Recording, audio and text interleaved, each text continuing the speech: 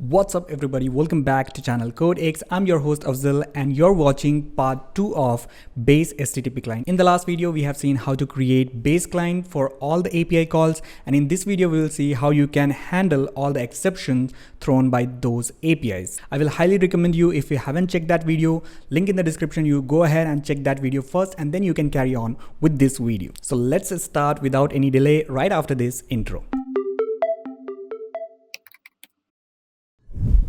In the last video, we have seen how to use base client to fetch data from internet. Let's just see how it's working. We are getting the JSON response with a single line of code, right? So what we're going to do in this video, I'm going to move this logic or the API call to a controller. So let's go ahead and create a folder called controller. Now I'm going to create a controller for this page. So let's call it test controller. And it doesn't have to be a blog controller or getX controller. You just want to separate your code, like the UI code and the business logic. So I'm going to create one method which will call the API, and basically we'll just refer this controller from the page. By doing so, I'm going to just declare an instance of that. It's just a good way of code separation. It's not hard and fast, but you should not be writing the business logic or API calls inside your UI hierarchy, right? So I'm going to call controller.getData from here, and whatever we were doing previously inside the page, I'll just paste it over here and fix this by importing the library, the base client. And don't get confused with the HTTP base client and the custom client, because HTTP also has a class called base client. So what we are importing is our defined base client, right? And you can see that with this implementation also we are getting the same data. Everything is fine. Let's go ahead and remove the unused import. And now we are going to handle the exceptions inside our controller. Till now I just moved everything from UI to the controller. Now let's go ahead and create a base controller which will handle all the exceptions, because we don't want to write this exception handling in every single controller. So I will create a base controller, and again this is just a class which is doing its duty. It doesn't have to be a getX controller, it doesn't have to be a blog pattern or something like that. It's just a simple class which does its jobs, and it's called controller. Okay, so this handle error is accepting error as a input, and it's a dynamic. So generally it's gonna be exception, app exception, or any kind of exception. So what I'm doing here is I'm doing a check for this error. If it's a bad request, or it's a fetch data, or it's a API not responding exception, any exception you can check over here. Now what we're gonna do on this exception, we're gonna show the dialog depending on type of exception. And of course we are showing the dialog out of the page, so we need some third-party library which can manage the context. So let's go ahead and import get library. You can easily write command flutter pub add and the name of your package, which is get, and you're gonna get that package imported inside your application. Easy, right? All right, so this is the time for announcement. Abby Matthew has taken pro membership of the channel. Thank you so much for that. And you can also contribute to channel CodeX by taking membership or buying coffee on Buy Me Coffee, or at least subscribing and liking this video. Now let's get back to the tutorial. Now we can go ahead and implement the dialog, but I'm not going to do that in the base controller. For that, we will create another folder inside the lib folder. So I'm going to name it helper. You can name manager, or some people name whatever you want, you can name it. It's just a personal preference. So I want to keep it dialog helper, and you just declare a class, and we are going to define a method inside this class which will show the dialog. And you can implement all the other dialogs like toast, snack bar. You want to show loading dialog, hiding dialog, and all this thing you can manage inside your dialog helper. So let's go ahead and create error dialog as of now. So I'm going to name it show error dialog. And of course it's not for all the dialogs, but I'm just going to present how the error dialog is going to look. You can have as many as dialogs you want. So what we'll use the get library using the get.dart.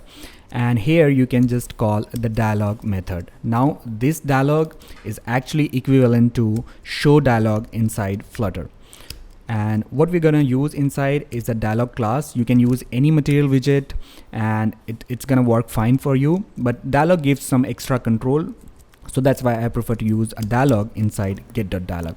And this is just very easy implementation of the dialog. I'm going to fast forward a little bit because I'm just going to show the title, the description, and a button which can hide, the dialog. Let's also capture what's going to be the title and the description, and we'll make it optional with the default parameter so that if user doesn't want to specify, we have some default value to show in a dialog, right? So for description, you can use anything. I just want to say like something went wrong whenever you trigger this error dialog. If you don't specify any description, it will say something went wrong. Just a simple implementation. Now it's always preferred whenever you are using text widget, make sure you do a check for null value, because it may happen that user specify null description, right? So it should not break. All right, so we have the show error dialog almost ready. Now what we're gonna do, we're gonna call that from our base controller.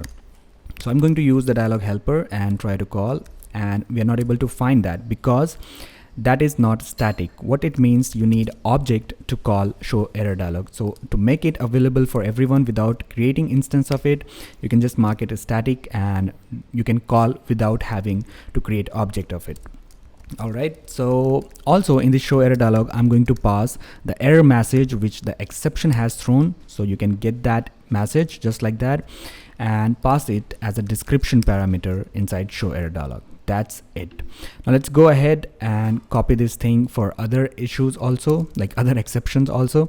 In the fetch data exception, the API not responding exception, and the reason I'm handling it differently because you may want to show different description, you may want to handle it differently, like some place you want to show the error dialog, some place you want to show the toast message or stuff like that. So you can handle each case differently, okay? And this is pretty much it about handling the base exception. Now let's go ahead and mix in our class with base controller. It will work even if you have extended from getX controller. You can just write with base controller. All right, now we're gonna catch all the exception which base client can throw. So basically in this catch error, you're gonna get error exception, and that we're gonna pass to handle error, which is inside base controller. Because the signature matches, you can just write like this. You don't have to pass the parameter, it automatically maps that. Perfect. Now let's just test our API one more time. It's working perfectly fine. And now what I'm gonna do is basically turn off the Wi-Fi to simulate no internet connection. All right, and I'm going to hit the test button and let's see what it throws. It's giving some exception, which is fine, but it's giving null check operator, okay, which is wrong basically. So we are doing something wrong in the show error dialog, and I got it because we are using the get dialog without specifying get material app. So whenever you are using get dialog, get route, you have to use get material app. It's pretty simple and straightforward. Okay, let's go ahead and hit the test button one more time and see what happens. So I'm going to play, okay, and this time we got the fetch data exception, and here we have the error dialog, which is looking pretty bad. Okay, so I'm just going to correct it in a fast forward video. So just hold on for a second. I'll just put a back button functionality over here, and then a little bit of padding and formatting. That's it. And yeah, headline of 6 for the description looks fine, and here you have the customized error dialog for no internet connection. How cool is that, right? And this is gonna work every single place you have implemented the base client and handle error, right? So if you have internet, you are getting the data. If you don't have, you are getting the error dialog. It's that easy. Now you have to make sure whenever you are getting exception, like you're catching that exception, you don't process that data. So for that, you can just do a null check like this. You can write if response is null, then just return don't process or don't do anything on that response, right? So it will not go to the print statement. It will not go to your parsing or anything. It will just return from there and you will be safe. Okay, let's go ahead and add one more button. From here, we're gonna test the post method. So I'm just going to call the previous button as get data, this one as post data, and let's also duplicate this method for our post method. So the implementation remains exactly same. What you have to do is just change the method from baseclient.get to baseclient.post, and you're gonna get the error once you do that, because if you see the message, it says it requires 3 positional argument, but it's getting 2. So as it is a post method, we are supposed to pass some request, some body parameter to the server. So let's go ahead and create a dummy body, and I'll call it request, and it can be your object or it can be anything, but make sure it's JSON parsable. So I'm just going to create a dummy map which has the message as a parameter and any random message. Okay, all right. So this request I'm going to pass to our HTTP, like base client post method. So let's just do that. In the post, add it to the last parameter. All right, and then it's pretty much done, right? This is the only difference. So let's go ahead and change the method as well, because if you see on JSON placeholder, they have provided a dummy method for post, which is \post. Okay, so we have implemented pretty much everything for the post. Let's go ahead and test that. So I'm going to click on the post data. Okay, and we are getting the result of get data. And you know the reason, right? Copy paste. Okay, so we are calling get data inside the post button. So let's fix that. We're calling post data now, and let's test one more time. And bam, you are getting the ID in response, like the server has accepted your data and created new entry. It's just a dummy fake data, but of course you are getting some response, means it is created successfully. It's that simple. Okay, now I'm going to turn off the internet and check the same thing in post method. It's working totally fine. Let's go ahead and try to produce some other issue like timeout exception. So instead of waiting for 20 seconds, I'm going to wait for 20 milliseconds. Okay, and we'll try to see that whether we get response in that time or not. So let's go ahead and hit that. It says it took longer to respond.